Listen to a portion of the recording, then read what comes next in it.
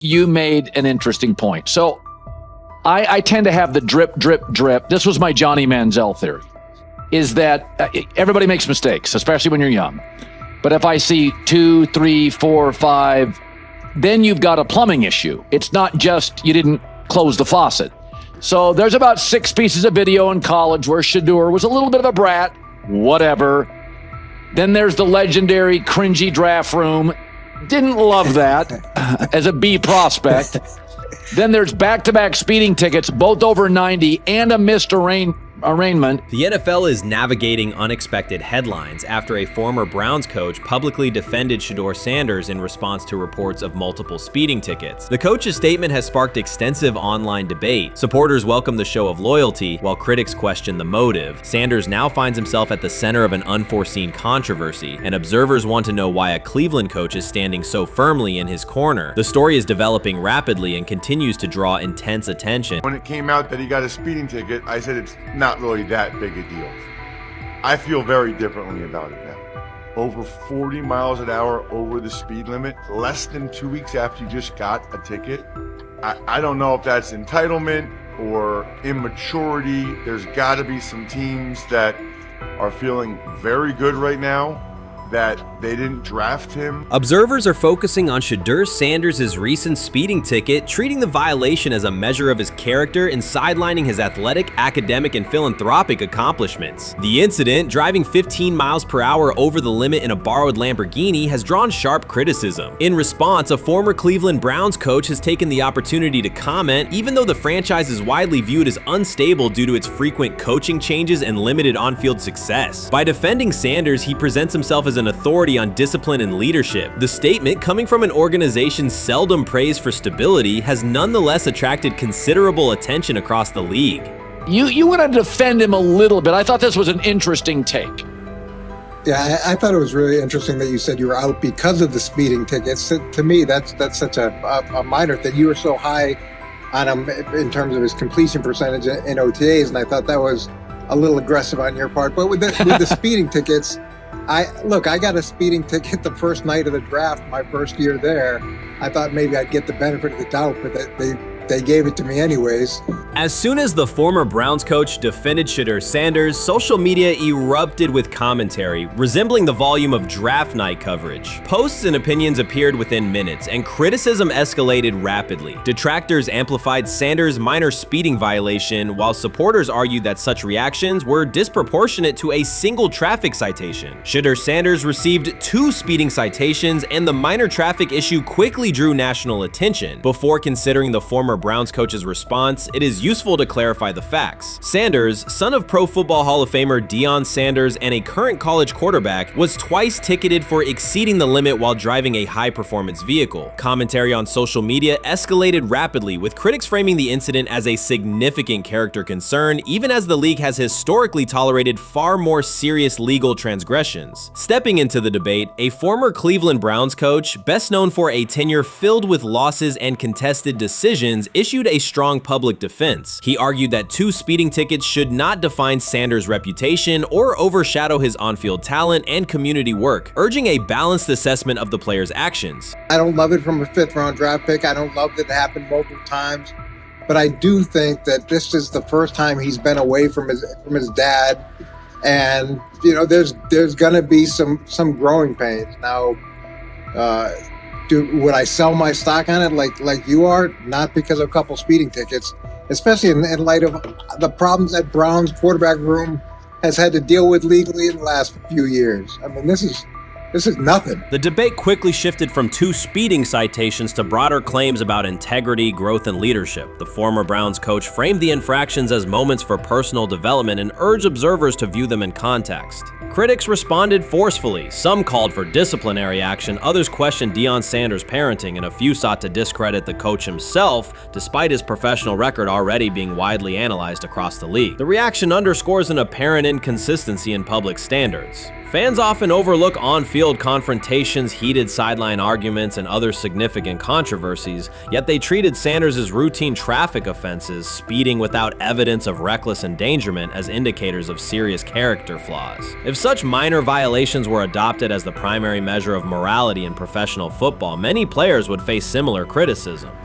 Sports media amplified the story almost immediately. Television panels dissected Shedeur Sanders' decision-making, treating 2 speeding tickets as indicators of deeper character concerns. Networks aired detailed segments under banners such as red flags and road rage, repeatedly questioning whether the citations might affect his draft evaluation. Although Sanders is already regarded as a first-round prospect, analysts emphasize that NFL teams value discipline and legal awareness when forming final assessments. Many commentators overlook the fact that other high-profile players have faced more serious offenses without similar scrutiny. Throughout the coverage, the former Browns coach defended Sanders, portraying him as a talented quarterback subjected to disproportionate criticism in a culture that expects near-perfect conduct. His argument was thorough and methodical, asserting that the traffic violation should not overshadow Sanders' skills, work ethic, or future potential. Commentators point out that the coach's intervention was not entirely selfless. He recognized the publicity potential. One day he was an overlooked figure from a struggling Browns era, the next he was a trending name across sports media. The discussion quickly expanded beyond Sanders' speeding citations to questions of image management and narrative control. Critics demanded disciplinary measures, public apologies, team sanctions, and formal statements, yet their objections seemed directed less at the traffic infractions themselves and more at Sanders' high profile, confidence, and resistance to traditional expectations. In practical terms, Sanders' brand remains intact. The coach secures renewed relevance, and the episode supplies another headline in the ongoing story of modern football. The next time Sanders is seen in a high-performance car, the debate will likely reignite, focused not on speed limits, but on the broader culture of the league. Meanwhile, new voices continue to join the conversation. Broadcaster Colin Cowherd has already weighed in, offering his own reassessment of the incident and its broader implications. Breaking news, Shedeur Sanders last night was pulled over going 100 miles per hour. All right, he clocked 101, 41 miles an hour over the speed limit in Cleveland. He will have the opportunity to fight the ticket in court. Now, I'm not exactly sure where he was pulled over, whether or not that it was in Ohio or whether or not that it was in his home state. But typically when you're going 40 over, that's flirting with the line of reckless driving. Folks, I gotta tell you, I don't understand what it is with these young men driving at absurd speed. Colin Cowherd's view of Shedeur Sanders shifted abruptly. Days after praising the quarterback's poise and skill, he appeared on air to declare that Sanders is overhyped, unfocused, and distracted by celebrity. The reversal was immediate, without any gradual reconsideration. Cowherd now frames Sanders' 2 speeding tickets as evidence of poor judgment, even though he has defended other quarterbacks facing far more serious off-field issues. The sudden, wholesale withdrawal of support leaves viewers questioning the consistency of Cowherd's criteria and illustrates how quickly media narratives can change when minor incidents receive outsized attention. This is Okay. nothing. Okay. How much of this is, Jimmy Haslam has his hands all over Manziel, has his hands all over Deshaun Watson, admitted it, man enough to admit it. I saw the reaction in the draft room when they took Shedeur Sanders. Pretty obvious it wasn't the coach and the GM's pick. How much is this team has 8 last place finishes in 13 years owning it. How much of this is we don't have a very good owner here like Washington, D.C. and the Commanders? Yeah, I didn't love the owner stepping in and saying, hey, you got to take this guy in the 5th round. And I doubt they'll ever admit to it. While Colin Cowherd urged teams to move on from Shedeur Sanders, former Browns coach Eric Mangini offered a more measured response. The rumors have ended. The decision is public. Cleveland Browns owner Jimmy Haslam has informed every level of the organization that unless an unforeseen injury intervenes, Shedeur Sanders will start at quarterback in week 1. The announcement is not an informal suggestion or a quiet push in the background. It is a direct order. Multiple independent reports, amplified most visibly by Colin Cowherd, confirmed that Haslam delivered the directive himself. From the owner's viewpoint, the logic is simple. No one else on the roster offers the same combination of talent, leadership, and long-term upside. Joe Flacco is approaching the twilight of his career. Kenny Pickett has shown flashes but remains inconsistent. Dylan Gabriel, taken in the 3rd round, is a developmental project. By contrast, Haslam believes Sanders can alter the franchise's trajectory immediately, and he refuses to allow internal hesitation to stall that possibility. The standoff traces back to April. General manager Andrew Barry and head coach Kevin Stefanski entered the draft wanting a low-profile prospect who would fit quietly into the existing depth chart. They prioritized scheme familiarity, modest public attention, and a clear developmental timeline. When the board lined up, they reached for Gabriel in round 3, reasoning that an early investment would justify keeping a rookie on ice behind the veterans. But Sanders continued to slide, first through day 2, then deep into round 5. Haslam watched the names come off the board, convinced the league's bias against Deion Sanders' outspoken son was obscuring legitimate first-round talent. When Cleveland's 5th-round pick arrived and Sanders was still available, Haslam intervened. He did more than approve the choice, he overrode the original plan, making it clear that the organization would select Sanders and give him every chance to compete. From that moment on, the Browns' internal narrative splintered into 2 camps, those ready to accelerate around their owner's vision and those still trying to protect their original approach. Once rookie minicamp began, Sanders erased much of the speculation. He commanded huddles, processed coverages quickly, and delivered throws with anticipation that belied his draft slot. Teammates noted his willingness to accept blame for missed timing, then correct the error without dramatics. While Flacco and Pickett split most first-team reps, Sanders treated limited opportunities as full-speed auditions. During organized team activities, he identified blitz looks, redirected protections, and consistently found his second read when the primary route was covered. More than one defensive veteran told local reporters that Sanders looks like the best arm in the building. That assessment forced Barry and Stefanski to reevaluate their timetable. They could no longer label Sanders a long-term project without contradicting on-field evidence. Drafting Gabriel 2 rounds earlier had provided the staff an excuse to slow roll Sanders' ascent. Coaches could point to investment cost, meeting room familiarity, and installation comfort to justify Gabriel's snap share. Yet each practice rep in which Sanders outperformed the 3rd rounder weakened that shield. Behind closed doors, position coaches began requesting more Sanders film for cut-ups, and offensive assistants quietly shifted meeting questions toward concepts the rookie already executed well. By mid-June, Barry himself started describing Sanders not as a developmental asset, but as a competitive option.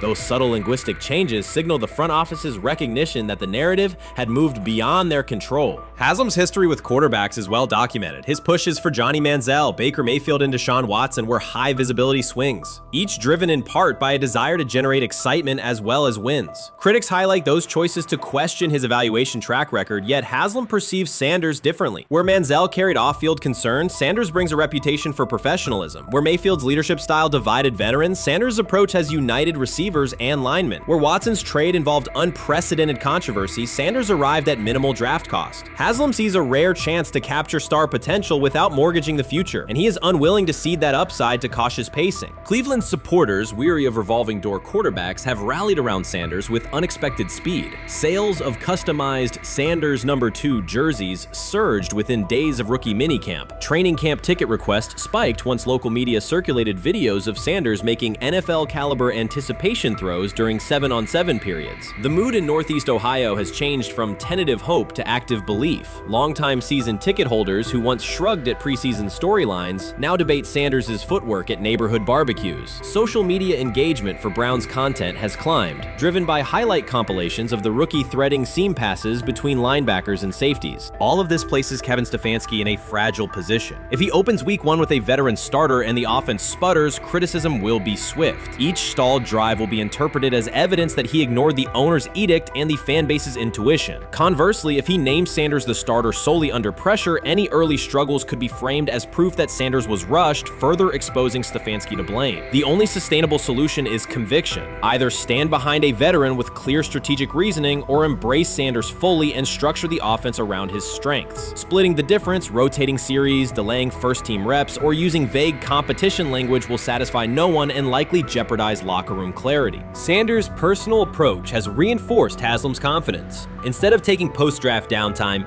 he traveled to Texas to train in full Browns gear at facilities near his father's home. The leaked clip of Sanders executing footwork drills in helmet and pads wasn't a marketing ploy. It was a glimpse into a quarterback visualizing Week 1 live. Team personnel who viewed the footage recognized purposeful rehearsal, cadence calls, pocket movement against simulated pressure, and follow-through adjustments based on imagined rush lanes. Observers asked why a rookie would conduct such intense solo sessions in May. The answer is straightforward. Sanders does not view himself as a developmental pick. He considers himself the starting quarterback of the Cleveland Browns and prepares accordingly. On pure ability, Sanders' arm strength ranks with the league average for starters. His accuracy to the intermediate middle, an area where the Browns' current scheme generates high leverage completions, has drawn consistent praise from receivers. The primary areas still under review are blitz recognition and live bullets and timing on deep outbreaking routes versus press coverage. Those developmental checkpoints are significant, yet daily practice reps show acceleration. In contrast, Flacco's mobility limits the boot action game that Stefanski installed to help Mayfield early in his tenure. Pickett can extend plays, but struggles to attack tight windows between linebackers and safeties, an essential requirement in Cleveland schematics. Gabriel remains an unknown at NFL speed. Thus, the competitive landscape favors Sanders sooner than the coaching staff originally planned. The franchise now stands at an inflection point. Haslam's mandate, the locker room's growing support, and the fan base's enthusiasm all tilt towards Sanders. The front office's earlier strategy, anchored in patience and quiet development, is increasingly untenable. Barry's shift in messaging indicates grudging alignment, but final authority over the depth chart rests with the coaching staff, unless ownership directly intervenes on game day decisions. A move rare but not unprecedented in the NFL. Should Stefanski align with the owner and name Sanders the starter before preseason concludes, he can claim proactive vision and tailor the offense through training camp. Should he resist and open with a veteran who falters, he risks rapid loss of credibility and possibly his position. Either path carries pressure, but only one aligns with the momentum sweeping through the building. For 2 decades, the Browns have cycled quarterbacks without securing a stable star. Each new hope, whether draft pick or trade acquisition, has collapsed under injuries, inconsistency, or organizational disarray. The possibility that Sanders could finally anchor the position is not merely a football storyline. It is a potential cultural reset for a fan base defined by resilience. Haslam's insistence reflects that awareness. Cleveland needs a leader who can win on Sundays and project confidence every other day of the week. Sanders has shown he can shoulder expectations without retreating from scrutiny. That trait, more than arm talent alone, is why the owner views him as indispensable. Voluntary workouts transition to mandatory minicamp next week. If Sanders receives a substantial share of first-team snaps, observers will interpret it as the staff's acknowledgement that the competition is tilting decisively. A public declaration may not follow immediately, but every rep allocation is a signal. If, however, the staff continues funneling most top unit snaps to Flacco or Pickett, tension will escalate. Local media will question the evaluation process. National analysts will debate the merits of letting a rookie learn through live action versus controlled practice. Inside the facility, players will recognize any disconnect between performance and opportunity, and unity could fray. The Browns have reached a decisive moment. Shedeur Sanders has demonstrated the skill, poise, and work ethic to justify starting in week 1. Jimmy Haslam has publicly positioned him as the future, and by implication the present of the franchise. Kevin Stefanski and Andrew Barry must either endorse that vision or brace for the consequences of delaying it. For Cleveland fans, the significance is clear. A legitimate chance to exit the cycle of quarterback uncertainty and rally behind a signal caller capable of commanding the field and galvanizing the city. Whether that opportunity is seized promptly or postponed will define the Browns' 2025 season and likely the tenure of the decision makers involved. Rich Eisen addressed the armchair analysts and online critics head on. Shedeur Sanders just received his opportunity and the backlash arrived immediately. Eisen responded with a clear point-by-point case explaining why the criticism misses the mark. If you thought Shedeur's rise was rapid, Eisen's analysis puts it in proper context. Here's what he laid out on air. Already speaking in Cleveland high schools. Weekend after, flying out immediately to get to work. But his character's terrible, right? You know, and listen, oh, he interviewed bad, you know. According to who? The New York Giants? No offense, Bert. The same New York Giants that gave Daniel Jones a huge contract and let Saquon Barkley out the door. That's the intel we're trusting here. That was for him to celebrate. He just made, I mean, look, he put in work in college. He had the privilege of being coached by his father, which we all would love and choose. Turned around not one but 2 programs in college football. And then literally for any athlete, being drafted at the highest level is a success story in itself. Rich Eisen delivered a direct response to the critics. He addressed the online claims reducing Shedeur Sanders to Deion Sanders' son instead of evaluating him as a quarterback on merit. Eisen challenged those assumptions and refocused the discussion on performance, preparation, and opportunity. Say Kenny Pickett had strained his hamstring. Shedeur, they say his first damn pass, 9 for 9, 2 touchdowns, no interceptions. really was just hating on this young guy. Within minutes, Rich Eisen delivered a structured breakdown, addressing each claim with evidence and dismantling weak narratives through clear analysis. He replaced speculation with data and kept the focus on what matters: decision-making, accuracy, leadership, preparation, and game management. The reality is simple. Shedeur Sanders was not given this opportunity. He earned it through performance and consistency against real competition. He accepted the role, met the standard, and handled the moment with professionalism and urgency. No shortcuts, no favors, just results and readiness. Eisen's point was direct: evaluate Shedeur on his work, not assumptions, and acknowledge that he has justified the opportunity on the field. I've done it at 2 locations already, so it's simple. So that's why when people say I'm not, one of the top quarterbacks or the top quarterback, is what are y'all going based off of? Because I did it year after year after year, and you see the progression. So it's like, obviously, it got to be some type of external hate that you have for the family, for the last name, for anything, because I know I proved myself. While many were still debating whether he was NFL ready, Shedeur Sanders stepped onto the practice field and operated like a clear QB1, setting protections, controlling tempo, and executing the plan. The narrative that he is just flash, media attention, or his father's influence does not hold up against his work in installs, progressions, and situational drills. What he showed was composure, efficiency, and command of the offense. He processed quickly, protected the football, and delivered on-time throws, demonstrating preparation and control. I'm a firm believer. If I wanted Shedeur Sanders at 2, at worst at 33, of course I already think that he's better than other quarterbacks, because that's the type of talent. That's where I would have picked him at. And if he was at 2 or 33, and he still had the same exact skill set, we would be talking about him starting and playing. Right. Well, there'd only be 3 quarterbacks. It'd be 3 quarterbacks, not 4. Not 4, yeah. But since he moved to the 5th round, that's cool. They might have to go along with it. But to me, I think if you ask who got the best tools, I'm going with Shedeur Sanders. From the first day of camp, he was not there to get by. He arrived to lead. There was no hesitation in installs, no lapses in fundamentals, just precise timing, clean footwork, and consistent velocity to every level of the field. He managed protections, controlled cadence, and delivered in situational work, showing command rather than learning on the fly. The approach was efficient and disciplined, with attention to detail and progressions and ball placement that reflected preparation, not improvisation. At the same time, Rich Eisen addressed the narrative directly and backed it with evidence. He laid out clips, context, and performance markers to cut through speculation. Eisen emphasized that Shedeur Sanders did not step into this moment because of publicity. He built toward it through sustained work, resilience, and results. The background, media readiness, high football IQ, and a professional approach was developed over years, not days, and it translated to immediate operational control of the offense. The resistance came from familiar places. Some in the traditional guard still framed mobile quarterbacks as limited and expected the nepotism label to define him. That view did not hold up against what was on the field: composure under pressure, secure decision-making, accurate throws into tight windows, and consistent execution in red zone and 2-minute sequences. Eisen's point was clear: evaluate Shedeur Sanders on performance and readiness. The evidence shows he earned the opportunity and is meeting the standard with accountability and consistency. Yeah, teams didn't draft him because they didn't think he was first-round talent. And the quote we played and that's on the screen, I think is flatly wrong. We all know this shouldn't have happened. Yes, it should have. It should have happened because this wasn't. Now, again, teams can be wrong. The league as a whole can be wrong.